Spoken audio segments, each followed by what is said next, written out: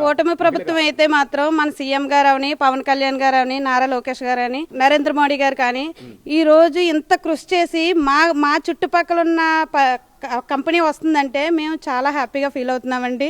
చాలా చాలా ఆనందంగా ఉందండి.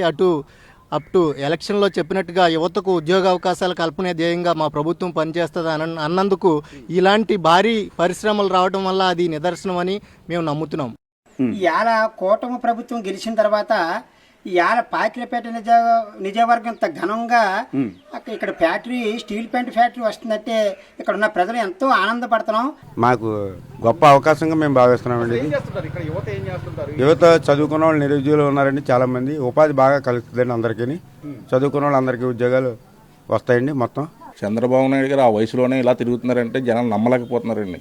ఒక young dynamic leader Chandrababu Naidu గారిని, ఆయన వల్ల గెలుస్తుంది, ఆయన మీద నమ్మకంతో కూటమి గవర్నమెంట్ని గెలిపించారండి ప్రజలు. అది కంపల్సరీ జరుగుతుంది, ఇంకా జరుగుతుందండి. నారా లోకేష్ గారు ఐటీ మినిస్టర్ అయిన దగ్గర నుంచి జాబ్ క్యాలెండర్ రిలీజ్ అవుతున్నాయి.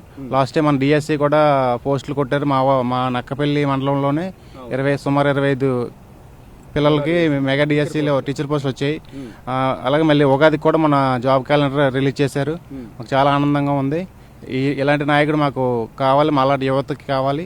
సార్, ఇది ఎస్సీ నియోజకవర్గం అని పేరు తప్ప ఎంతవరకు గత 5 సంవత్సరాలలో కనీసం నడవడానికి, వాహనాలు వెళ్ళడానికి రోడ్డే లేదు. అలాంటిది ఇది కూటమి ప్రభుత్వం వచ్చిన తర్వాత ఒక్కసారి నియోజకవర్గమే కాదు, ఆంధ్రప్రదేశ్లో ఎక్కడైనా చూడండి, ఈ అందమైన సుందర సువిశాల ప్రపంచంలో రహదారి ఎట్లా ఉందో చూసుకుంటే దాన్ని బట్టి మన అభివృద్ధి అనేది తెలుస్తుంది. ఏదో 4 అకౌంట్లో 4 రూపాయలు వేసేసినంత మాత్రం అభివృద్ధి అనిపించుకోవట్లేదండి. కానీ రోడ్లు, తాగునీరు, మనిషికి ఉపాధి కల్పించే విధంగా పారిశ్రామికంగా అభివృద్ధి చేస్తుంది. దానికన్నా మనకి ఏం కావాలండి?